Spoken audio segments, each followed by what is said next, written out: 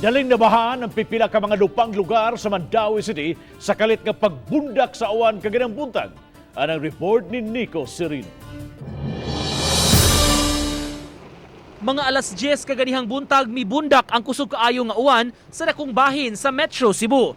Ang DOST pag-asa mipagawas og thunderstorm advisory kabahin niini.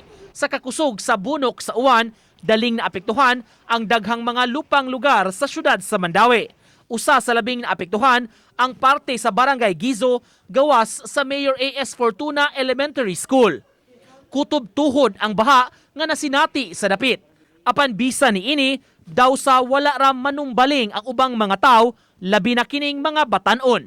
Kaniadto pa daling bahaunon ang maong dapit kay nahimutang kini duol sa usa ka creek. Samtang laing nabahaan kaganiha ang highway sa boundary sa Barangay Tipolo ug Barangay Subang Dako nga nakaapekto sa mga motorista. Ang maong lugar kaniadto pa giila nga flood prone. Apan sa pagkakaron nagpadayon ang pagtrabaho sa drainage project sa lugar. Kinisap ang rason nganong mihinay ang dagan sa mga sakyanan.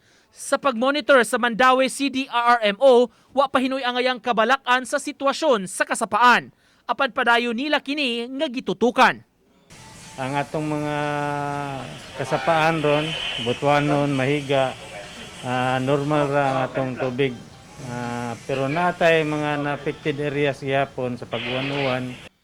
Uban ni Rod Prado, Nico Sereno, Balitang Bisdak.